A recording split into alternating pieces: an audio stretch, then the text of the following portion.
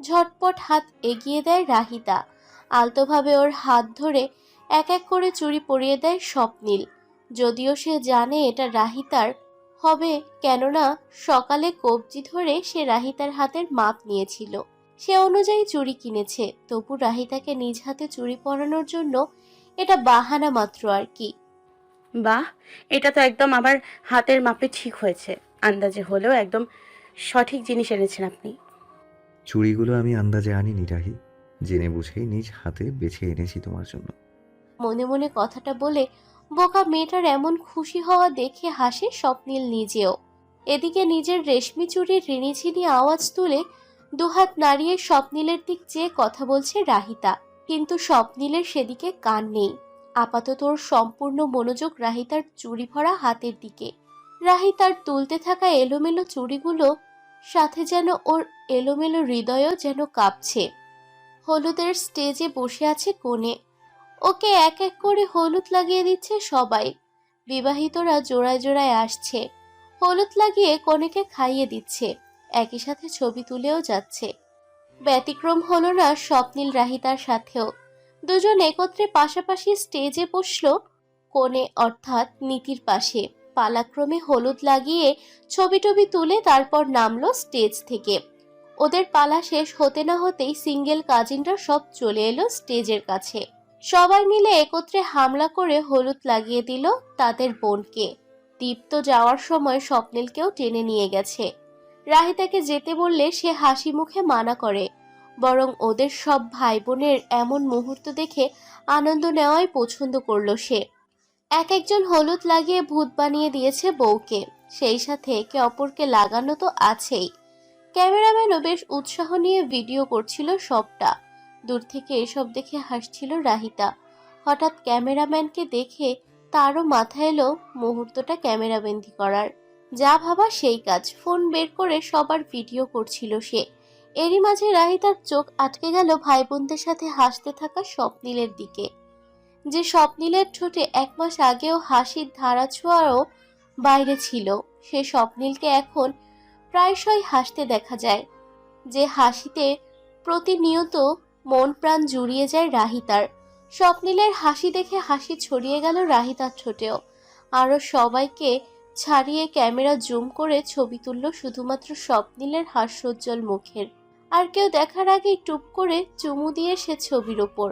অতঃপর নিজের কাণ্ডে নিজেই লাল হয়ে গেল লজ্জায়।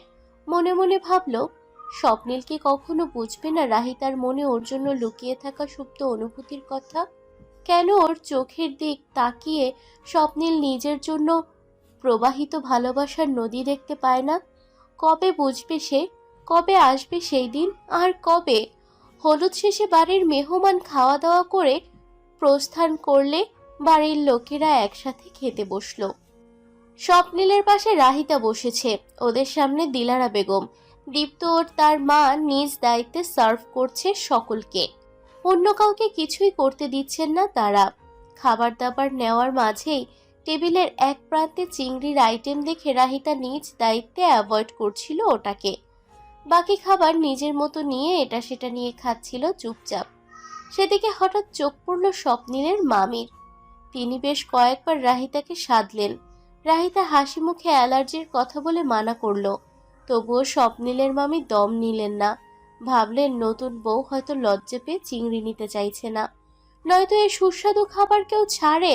তাই তো একগাল হেসে রাহিতার দিকে তাকিয়ে স্নেহমাখা কণ্ঠে বললেন, শ্বশুরবাড়ি বলে কি লজ্জা পাচ্ছ মা? আরে তোমাদের জন্যই তো রান্না করেছি। সামান্য অ্যালার্জিতে কিচ্ছু হয় না, সবাই খাচ্ছে দেখো। তাছাড়াও তুমি শুকনো মানুষ, ভালো মতো পেট ভরে খাও। এভাবে খেলে তো মনে হবে নতুন বউকে ঠিক মতো আপ্যায়ন করতে পারছি না আমরা। এসব হলো আজকালকার মেয়েদের ঢং, বুঝলে ভাবি? আমাদের মনে হয় কোনোদিন অ্যালার্জি হয়নি, আমরা মনে হয় এমন করেছি।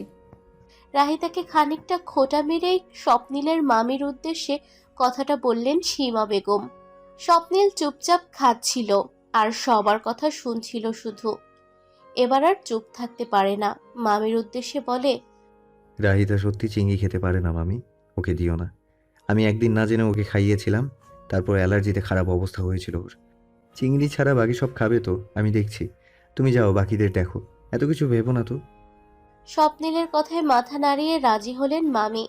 চলে গেলেন অন্যদিকে খাবার সার্ভ করতে। এদিকে মামি যাওয়ার পর স্বপ্নিল নিজের প্লেটে খাবার নিল। ফের মুরগির মাংসের হাঁড়ি থেকে ঝোলসহ মাংস নিয়ে রাহিতার প্লেটে তুলে দিল। এতগুলো মাংস দেখে রাহিতা মানা করতে ধরবে এমন সময় স্বপ্নিলের চোখ পাকানো দেখে নাক মুখ কুঁচকে মুখে কুলু পাটে সে। সামনে থেকে ওদের আচরণ লক্ষ্য করে হাসছিলেন দিলারা বেগম, যে হাসি চোখ এড়ালো না সীমা বেগমের। রাহিতার সাথে স্বপ্নিলের এমন আচরণ ও দিলারা বেগমের খুশি দেখে তার মনে সৃষ্টি হলো অনাকাঙ্ক্ষিত ঈর্ষার জোয়ার।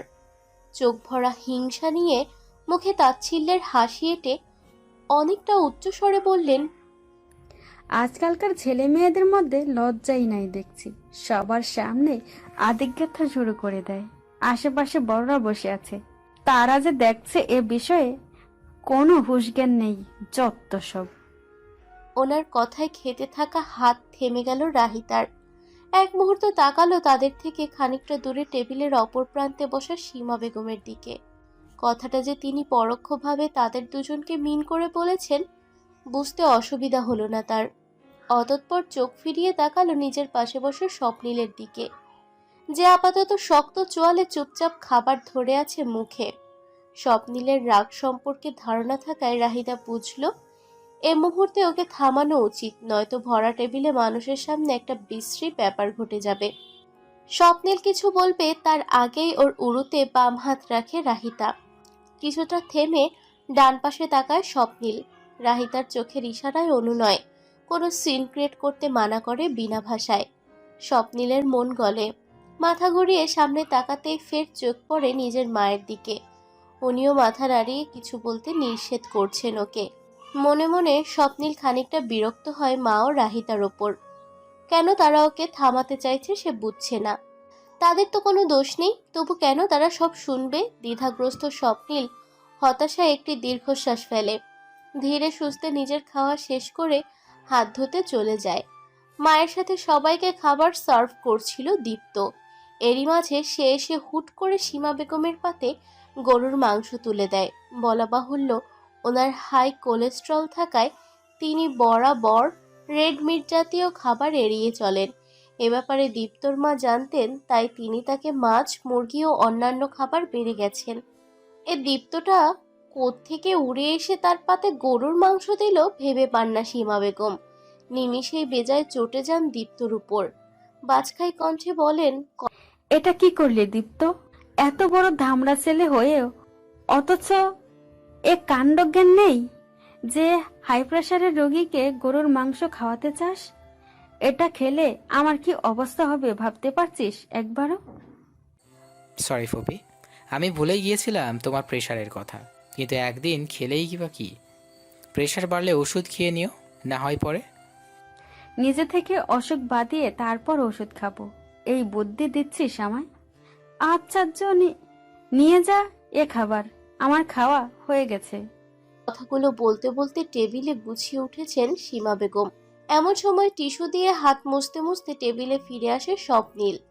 এক পলক সীমা বেগমের দিকে তাকিয়ে ফের দীপ্তর কাঁধে হাত দিয়ে তাচ্ছিল্যের সাথে বলে, মানুষ বড়ই অদ্ভুত প্রাণী, বুঝেছিস রে দীপ্ত? অন্যের বেলায় যত ভুল খোঁজে আর নিজের বেলায় সব ষোলোখানা। অন্যের অবস্থা ততক্ষণে বুঝে না যতক্ষণ না নিজের সাথেও তেমন কিছু ঘটে। স্বপ্নিলের কথার ভাঁজে লুকিয়ে থাকা পরোক্ষ খোঁটা বুঝতে অসুবিধা হলো না সীমা বেগমের। সরু চোখে স্বপ্নিলের দিক চেয়ে তীক্ষ্ণ কণ্ঠে বললেন, তুই কি কথাটা আমাকে বললি স্বপ্নিল? দিন দিন কি আদব কায়দা সব শেষ হয়ে গেছে তোর মধ্যে? ওনার কথায় যেন ভারী অবাক হলো স্বপ্নিল। এমন ভঙ্গিতে আকাশ থেকে পড়ার ভান করে বলল, যা বাবা, আমি আবার কি করলাম? আমি তোমায় কেন কিছু বলবো বলো তো খালামণি? তুমি কি আমায় এমন কিছু বলেছিলে যে যে আমি তোমায় কথা শোনাবো? আমি তো দীপ্তকে জীবনের সত্যিটা উপলব্ধি করাচ্ছিলাম, তাই না রে দীপ্ত? হ্যাঁ স্বপ্নিল ভাই তো আমাকেই বলেছিল। তুমি কি ভাবলে ফুপি? স্বপ্নিল ও দীপ্তর কথায় গা জ্বলে গেল সীমা বেগমের। কিছু বলার মতো পরিস্থিতিতে না থাকায় একা একাই গিজগিজ করতে করতে প্রস্থান করলেন সে স্থান হতে।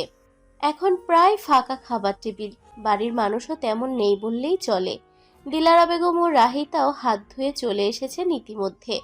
স্বপ্নিলের কাছে এগিয়ে গিয়ে এক হাত ওর কান টেনে দিলেন দিলারা বেগম।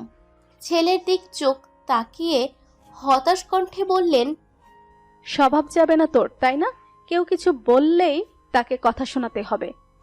উফ মা, কান ছাড়ো তো। বিয়ে বাড়িতে কান ধরে আমার মান সম্মান রাখবে না দেখছি। আরে বাবা, তোমরা সবাই এভাবে রিয়্যাক্ট করছো কেন? আমি কি খালামণিকে কিছু বলেছি? স্বপ্নিলের অভিনয় হেসে ফেললেন দিলারা বেগম। একই সাথে হাসল তার পাশে দাঁড়িয়ে থাকা রাহিতা। ছেলের কান ছেড়ে বাহুতে হালকা চাপ মেরে মা বললেন, বদমাইশ একটা, তুই আর শুধরাবি না কোনোদিন। তারপর দীপ্তকে নিয়ে রওনা দিলেন স্বপ্নিলের মামির কাছে যাওয়ার উদ্দেশ্যে। তাদের যেতে দেখে এতক্ষণ চুপ থাকা রাহিতাও চলতে নিচ্ছিল পিছু পিছু। কিছু দূর এগিয়ে যেতেই আঁচলে টান পড়ায় থেমে যায় সে। অবাক চোখে পেছনে ফিরতেই ওর দিকে এগিয়ে আসা স্বপ্নিল আঁচল ছেড়ে এবার পাশে দাঁড়িয়ে রাহিতার হাত মুঠোয় নিয়ে ওর সাথে হাঁটতে আরম্ভ করে। এরিফাকে ভ্রু নাচিয়ে শুধায়, একা একা কোথায় যাওয়া হচ্ছে? কোথাও না, আমি তো এমনি হাঁটছিলাম। তাই নাকি? হুম। বেশ কথা বলে না রাহিতা, যেন আনমনেই কিছু একটা ভাবতে ব্যস্ত সে। খানিকক্ষণ ওকে পরোক্ষ করে স্বপ্নিল প্রশ্ন ছড়ে, কি হয়েছে তোমার? কি ভাবছো এত? কিছু হয়নি তো। ভাবছিলাম যে মা ঠিকই বলেছেন, আপনি আসলে অনেক দুষ্টু। বলতে বলতেই মুখ টিপে হাসি রাহিতা। হাসির মাঝে লক্ষ্যই করল না ওর দিকে আর চোখে গভীরভাবে তাকিয়ে থাকা স্বপ্নিলকে। রাহিতার হাসি উবে যায় সামান্যক্ষণ বাদে, যখন আচমকা স্বপ্নিল নিজের দিকে টেনে নেয় ওকে। কানের কাছে মুখ নিয়ে ফিসফিসিয়ে বলে, আচ্ছা, কিন্তু তোমার সাথে তো আমি কোনো দুষ্টুমি করিনি এখনো। তাহলে আগেই কিভাবে বুঝলে? স্বপ্নিলের কথাটা বোধগম্য হতেই হঠাৎ থমকে যায় রাহিতা। মুহূর্তে বড় হয়ে আসে চোখ, গালের দুপাশে লালিমা ছড়িয়ে পড়ে নিজ দায়িত্বে। সেদিক তাকাতেই আর একটু গাঢ় হয় স্বপ্নিলের নজর। রাহিতাকে লজ্জা দিতে আগের ন্যায় ফিসফিসিয়ে বলে, আরে কি ব্যাপার, তোমার গাল হঠাৎ লাল হলো কেন? উল্টাপাল্টা কিছু ভাবলে নাকি রাহি? এবার আর নিতে পারে না রাহিতা, ধাক্কা দিয়ে সরিয়ে দেয় স্বপ্নিলকে নিজের থেকে। দ্রুত কদমে চলে যেতে যেতেই বলে, আপনি আসলেই খারাপ, ধুর। সামনে অগ্রসর হয় রাহিতা। হয়তো একবার পেছন ফিরলে নজর পড়তো তার দিকে মুগ্ধ চোখে তাকিয়ে থাকা এক হাস্যোজ্জ্বল স্বপ্নিলকে। রং বেরঙের মরিচ বাতির আলোয় সজ্জিত বিয়ে বাড়ি।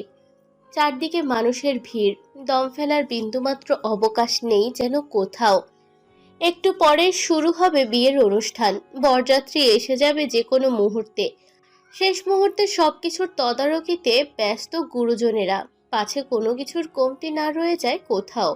মেহমানদের সাথে আসা ছোট বাচ্চারা এদিক সেদিক দৌড়াদৌড়ি করছে বড়দের ব্যস্ততায়, তাদের যেন কোনোই হেলদোল নেই। এরই মাঝে একজোড়া চোখ এত ভিড়ের মধ্যেও ক্লান্তহীনভাবে খুঁজে চলছে কাউকে। স্বপ্নিলের মেজাজ তীক্ষ্ণ, কিন্তু কেন তা সে জানে না। হঠাৎ করেই ভীষণ বিরক্ত লাগছে ওর। এত হইচই চারিদিকে, সাউন্ড বক্সে গান বাজছে, সব মিলিয়ে মাথা ধরার উপক্রম। তার মধ্যে সকাল থেকে রাহিতার দেখা পাওয়া যাচ্ছে না, যা মন মেজাজ আরও বিষিয়ে দিচ্ছে স্বপ্নিলের। মেয়েটা কোথায় যে গেছে, রেডি হয়েছে কিনা তাও জানে না স্বপ্নিল। সেদিন তো পাঞ্জাবির বাহানা, তাও দেখা মিলছিল না, কিন্তু আজ সেটাও করা যায়নি। বলতে গেলে এমনটা করারও সুযোগই পায়নি স্বপ্নিল, কেননা রুমে ঢুকতেই বিছানার ওপর স্যুট প্যান্ট দেখে স্বপ্নিল বোঝে এটা রাহিতার কারসাজি। তাই চুপচাপ হতাশ মুখে রেডি হয়ে বাইরে চলে আসে। এরপর সবার সাথে এ কাজ সে কাজে দেখতে দেখতেই বাকি সময় কেটে যায়। সব মিলিয়ে বিরক্তিতে স্বপ্নিলের মেজাজি যখন তুঙ্গে, ঠিক তখনই একটি হাত পেছন থেকে কাঁধে হাত রাখে ওর। মেলি কণ্ঠ অনুভব করায় এটা কে হবে অনুমান করে মুহূর্তেই স্বপ্নিলের চেহারায় বিরক্তিকর রেখা সরে গিয়ে হাসির দেখা মেলে। সেভাবেই পেছন ঘুরতে সামনে দাঁড়ানো মানুষটাকে দেখেও চমকে যায়। রাহিতা নয়, স্বপ্নিলের সামনে দাঁড়িয়ে আছে আমিরা, যে সম্পর্কে স্বপ্নিলের খালাতো বোন, যার আরেকটি পরিচয় সে আনিকার ছোট বোন। আমিরাকে হঠাৎ করে এতদিন পর দেখে স্বপ্নিল বিস্ময় প্রকাশ করে বলে, কিরে, তুই এতদিন পর এখানে? কখন এসেছিস? হলুদে আসিসনি কেন? আমি একটু আগেই এসেছি ভাইয়া। একবার ভেবেছিলাম আসবো না, পরে কাল হঠাৎ মনে পড়ল অনেকদিন বিয়ে খাই না, আসা উচিত আমার। তাই সকালে বাস ধরে চলে এসেছি একেবারে। আসতে যেহেতু লেট হয়ে যাবে তাই একেবারে পার্লার থেকে সেজে এসেছি বিয়ে বাড়িতে। এজন্য বেশি দেরি হলো। কেমন আছো? আছি, খারাপ না। এখনো মনমরা হয়ে থাকো নাকি? অবশ্য তোমার দেখে তো সেটা মনে হচ্ছে না। লাস্ট যেদিন দেখেছিলাম তার চেয়ে অনেকটা ফ্রেশ ও হাসি খুশি লাগছে তোমায়। আগ্রহ ভরে বলে উঠল আমিরা। ওর কথার বিপরীতে স্বপ্নিল মাথা নাড়িয়ে বলে, তা অবশ্য ভুল বলিসনি। আমি যেমনটা থাকবো ভেবেছিলাম তার চেয়ে তো অনেক ভালো আছি এখন, আলহামদুলিল্লাহ। মুচকি হেসে বলে স্বপ্নিল। সে হাসি লক্ষ্য করে অন্তরে এক প্রকার প্রশান্তি অনুভব করে আমিরা। কেননা সে নিজেই দেখেছিল তার বোনের মৃত্যুর পর স্বপ্নিলের কেমন অবস্থা হয়, কতটা ভেঙে পড়ে সে। তাই তো বিবেকবান আমিরা নিজ থেকে সিদ্ধান্ত নিয়ে স্বপ্নিলের বিয়ের পর ওর অফিসে যেয়ে আনিকার ডায়েরি দেখায় ওকে। বোনের অতীত সম্পর্কে সবকিছু স্বপ্নিলকে বলে দেওয়ার কাজটা সে এজন্যই করে, যাতে স্বপ্নিল জীবনে মুভ অন করতে পারে, নিজের অতীত ভুলে বর্তমানকে সাদরে গ্রহণ করতে পারে। তাই আজ স্বপ্নিলের কথায় ও স্বাভাবিক আচরণে ভীষণ খুশি হয় আমিরা। উচ্ছ্বাসিত গলায় বলে, যাক, শুনে খুব খুশি হলাম। এভাবেই ভালো থেকো সারা জীবন। তা তোমার বউ কোথায়? মার জন্যই তোমার বিয়েতেও আসতে পারিনি, আবার ছবিও তো দেখিনি ভাবির। জানি না ও যে কই আছে, কি করছে, কিচ্ছুই জানি না আমি। হতাশ মুখে বলে স্বপ্নিল। তা শুনে সরু চোখে চেয়ে আমিরা প্রশ্ন করে, ও মা, তা কেন? এখন আবার এটা বলো না যে ভাবির সাথে তোমার সম্পর্ক এখনো স্বাভাবিক হয়নি। কামন ভাইয়া, মাস পার হয়েছে তোমাদের বিয়ে, যথেষ্ট সময় এটা মুভ অন করার। আরে ধুর, তুই অযথাই ভুল বুঝছিস, এমন কিছুই না। আমাদের মধ্যে সব পুরোপুরি ঠিক না থাকলেও যথেষ্ট স্বাভাবিক। আমরা দুজন একে অপরের সাথে বেশ কমফোর্টেবল এখন। আমি তো এই জন্য বলছিলাম, কারণ কাজে চাপে সকাল থেকে আমিও রাহি কেউ কারো চেহারা দেখার সুযোগও পাইনি। ইস রে, আমার পরে দেখা হবে, সমস্যা নেই। আপাতত ছবি দেখাও ভাবির। দেখি তো কে সেই লাকি মেয়ে যে আমাদের স্বপিল ভাইকে পেল। আমিরার কথায় হাসতে হাসতে রাই তার ছবি দেখানোর জন্য পকেট থেকে ফোন করছিল স্বপ্নিল। পরক্ষণেই ওর হাসি মুখ মিলিয়ে গেল যখন পুরো ফোন ঘেটেও রাহি তার একটা ছবিও পেল না, না নিজের সাথে না ওর একার। হুট করেই স্বপ্নিল অনুভব করলো বিয়ের এতদিনেও রাহিতার সাথে একটা সিঙ্গেল কাপল পিক নেই ওর কাছে। এমনকি রাহিতার কোনো সিঙ্গেল ছবিও তার সংগ্রহে নেই। বিষয়টা কেন যে খারাপ লাগলো স্বপ্নিলের, সে এতদিন এটা খেয়াল করেনি কেন? আশ্চর্য। বরযাত্রী মিনিট পাঁচেকের মধ্যে চলে আসবে বাসায়, তা শুনে সকলের ব্যস্ততা কয়েকশো গুণ বাড়ল। এদিকে গাঢ় নীল রঙের শাড়ি পরে সেজেগুজে রেডি হওয়া রাহিতা অবশেষে বউয়ের রুম থেকে বের হতে পারল। এতক্ষণ শাশুড়ি ও বাড়ির মেয়েদের সাথে বাড়ির বউ হিসেবে কনের সাথে বসেছিল রাহিতা। মনে মনে স্বপ্নিলের সাথে দেখা করার ইচ্ছে থাকলেও মুখ ফুটে এটা সে বলতে পারেনি কাউকে। নাই বের হতে পেরেছে রুম থেকে। তাই অবশেষে সুযোগ মিলায় রাহিতা যেন হাঁফ ছেড়ে বাঁচল। আশেপাশে তাকিয়ে বাড়ির মেইন ফটকের দিকে এগোতেই স্বপ্নিলকে চোখে পড়ল তার। শুধু স্বপ্নিলকে দেখল বললে ভুল হবে, অচেনা এক মেয়ের সাথে হাস্যোজ্জ্বল স্বপ্নিলকে দেখল, যা দৃষ্টিগোচর হতেই চলন্ত কদম নিচ থেকেই থেমে গেল রাহিতার। ভ্রুযুগলে ভাঁজ ফেলে সেদিন কিছুক্ষণ তাকিয়ে থাকলো সে, এরপর এগিয়ে গেল তাদের দিকে। ধীরে ধীরে স্বপ্নিলের পেছনে এসে দাঁড়ালো রাহিতা। এদিকে স্বপ্নিল নিজের কথায় ধ্যানমগ্ন থাকায় ওর পেছনে দাঁড়িয়ে থাকা নিশ্চুপ রাহিতার উপস্থিতি অনুভব করতে পারেনি, যা আর একটু কষ্ট দিল রাহিতার ঈর্ষান্বিত মনকে। স্বপ্নিল ওর উপস্থিতিও টের পেল না, তাই বলে, কি এমন ব্যস্ত সে অন্য মেয়েটার সাথে? সারাটা দিন যে তাদের দেখা হয়নি সেটার কোনো প্রভাব পড়েছে লোকটার ওপর? পড়েনি। এজন্যই ওকে ভুলে গিয়েই অন্য মেয়ের সাথে খোশ গল্পে বেঁধে উঠেছে। মনে মনে ফুঁসে ওঠে রাহিতা। পরক্ষণেই গলা ঝেড়ে নিজের উপস্থিতির জানান দেয় খানিকটা ক্রুদ্ধভাবেই। আওয়াজ পেয়ে পেছনে তাকাতেই গোমরা মুখের রাহিতাকে নজরে পড়ে স্বপ্নিলের। সাথে সাথেই মুখের হাসি আরেকটু বেড়ে যায়। রাহিতাকে পেছন থেকে টেনে নিজের পাশে নিয়ে এসে বলে, সারাদিন পর তোমার দেখা পেলাম, এতক্ষণে সময় হলো বুঝি? হুম। রাহিতার ঠান্ডা উত্তরে স্বপ্নিল খানিকটা চমকে যায়। পরক্ষণেই মাথা না ঘামিয়ে সামনে দাঁড়ানো আমিরার সাথে ওকে দেখা করিয়ে দিতে বলে। রাহি, এটা আমিরা, আমার খালাতো বোন, সীমা খালামণির ছোট মেয়ে। আমিরা ও রাহিতা আমার বউ। তা তো দেখেই বুঝেছি। ভাইয়া, ভাবি কেমন আছো? এই প্রথম তোমার সাথে দেখা হলো। ভালো আছি, আপনি কেমন আছেন? আপনার সাথে দেখা হয়ে ভালো লাগলো আপু। আমি ভালো আছি। সবাইকে সারপ্রাইজ দিতে এই সময় হুট করে চলে এলাম বিয়েতে। মাও জানে না, বুঝেছো? এখন দেখো, চমকে উঠবে নির্ঘাত। তবে ভাবি, তুমি কিন্তু খুব সুন্দর। স্বপ্নিল ভাইয়ার সাথে বেশ মানিয়েছে। তাই? তুই বললি আর আমি বিশ্বাস করতাম? আমিরার কথার বিপরীতে বলে ওঠে স্বপ্নিল। ওর কথায় সে বলে, উফ, তুমিও না ভাইয়া, আগের মতোই ফাজলামি করো শুধু।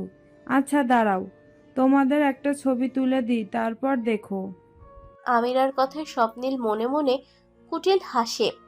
শুষ্কভাবে করা তার কৌশল কাজে লেগে গেল। মুহূর্ত বিলম্ব না করে স্বপ্নিল নিজের ফোন এগিয়ে দিল আমিরার দিকে। রাহিতা নীরবে সবকিছু দেখছিল শুধু।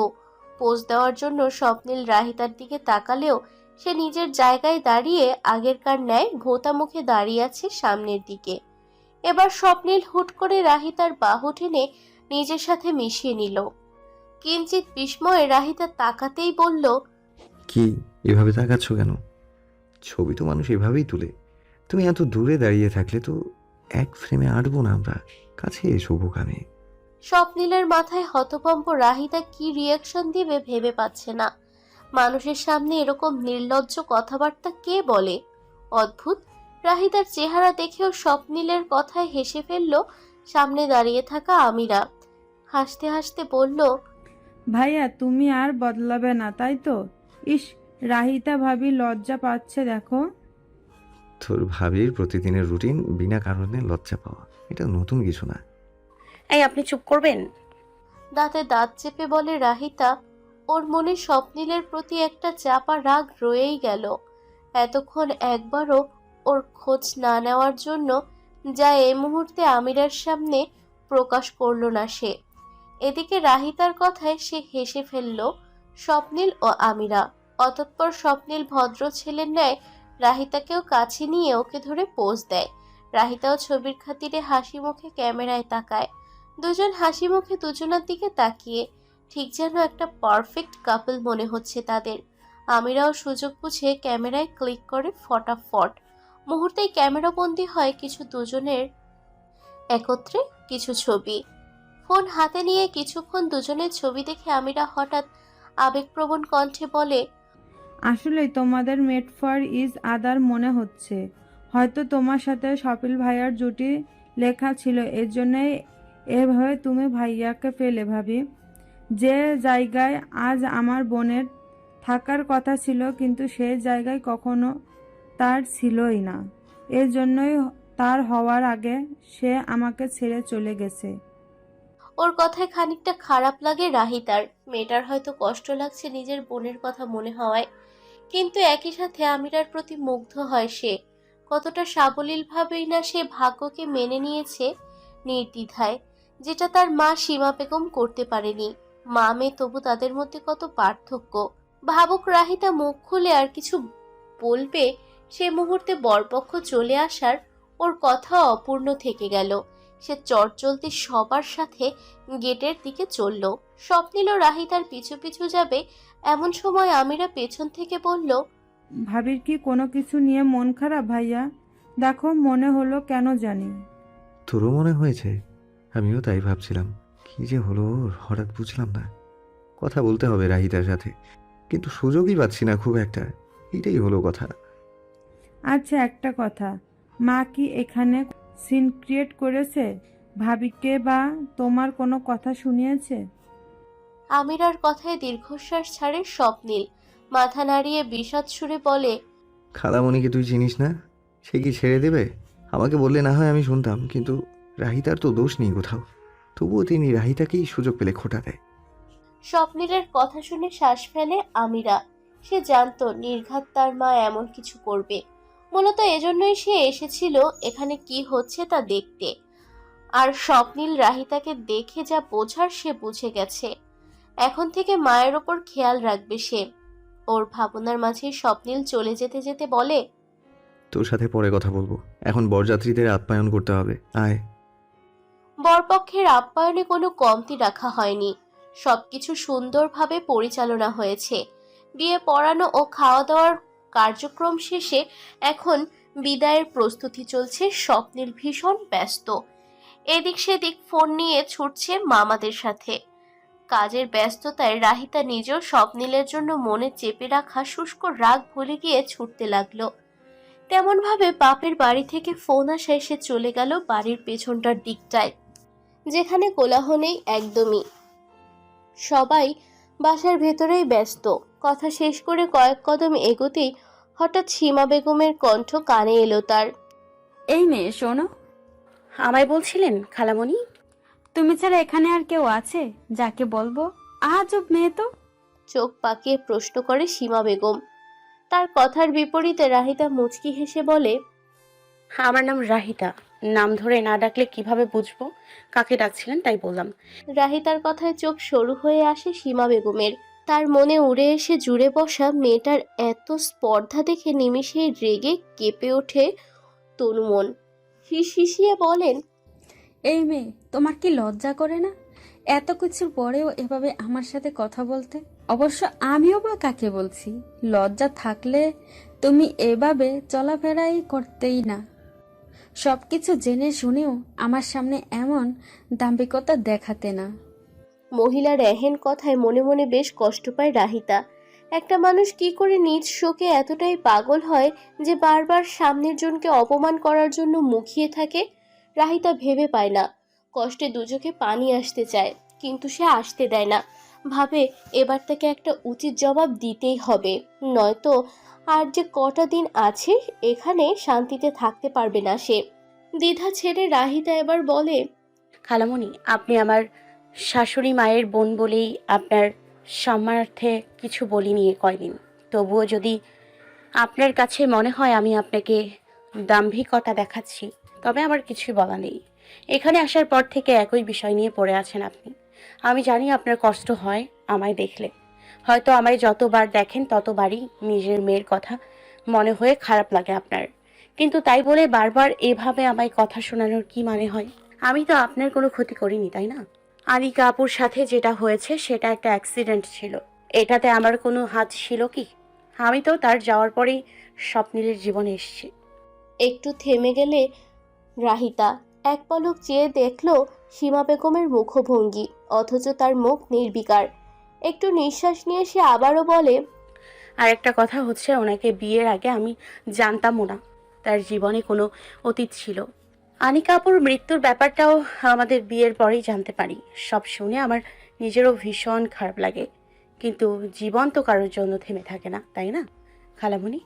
আমার জায়গায় যদি আজ আনিকা আপু হতো, তবে কি আপনি তার সাথেও এভাবে বিহেভ করতেন যেটা আমার সাথে করছেন? আমার জায়গায় একবার নিজের মেয়েকে ভেবেই দেখুন। শ্যাট আপ, চুপ করো তুমি মেয়ে। একদম নিজের সাথে আমার মেয়ের তুলনা দেবে না তুমি। এতক্ষণ চুপচাপ রাহিতার সব কথা শুনে গেলেও হঠাৎ আনিকার নাম নেওয়ায় পুনরায় রাগ ফিরে আসায় আবার গর্জে ওঠেন সীমা বেগম। এবার রাহিতা মনে মনে ভীষণই হতাশ হয়। সে বুঝে ইনাকে ইহকালেও আর বোঝানো যাবে না কোনো দিন। সে মুহূর্তে রাহিতা হাল ছেড়ে দিল। ঠিক তখনই হঠাৎ কোথা থেকে যেন তার পাশে এসে দাঁড়ালো আমিরা। মায়ের দিক তাকিয়ে বেশ শান্তভাবে প্রশ্ন করল, তুমি রাহিতা ভাবির সাথে এভাবে কথা বলছো কেন আম্মু? কি সমস্যা তোমার? মেয়ের কথায় যার পড়া নাই অবাক হয়ে তিনি বলেন, আমার সমস্যা কি মানে? এখানে এসে তোরও মাথা গেছে নাকি? আমার মাথা কেন যাবে? আমি যা সব শুনলাম সেটার উপর ভিত্তি করে বলছি। তুমি ভাবির সাথে এরকম বিহেভ করছো কেন? কি করেছে সে? বাহ, এখন দেখি আমার মেয়েও আমায় প্রশ্ন করছে। বিয়ে বাড়িতে আসতে না আসতেই তোকেও নিজের দিকে করে নিল না মেয়েটা? আমি তো আর এমন বলিনি যে এই মেয়েই সব সমস্যার মূল। মায়ের কথায় বিরক্ত হলেও মোটেও বিচলিত হলো না আমিরা, কেননা স্বপ্নিল ইতিমধ্যে তাকে বলেছে সীমা বেগমের রাহিতার সাথে করা ব্যবহারের কথা। তা শুনেই মূলত সে মাকে খুঁজছিল কথা বলার জন্য, এবং পথিমধ্যে সে নির্জন দিকটায় এসে দুজনকে একসাথে দেখতে পায়। উপরন্তু তাদের কথা শোনার জন্য এতক্ষণ আড়ালে থেকেই দুজনকে লক্ষ্য করছিল সে, কিন্তু এত কিছুর পরেও নিজ জননীর একগুঁয়ে কথায় মেজাজ হারিয়ে সে নিজেই চলে আসে দুজনের কথার মাঝে। আমিরাকে ওর জন্য নিজ মায়ের সাথে এভাবে কথা বলতে দেখে রাহিতার সরল মন কষ্ট পায়। সে আমিরার হাত টেনে ধরে বলে,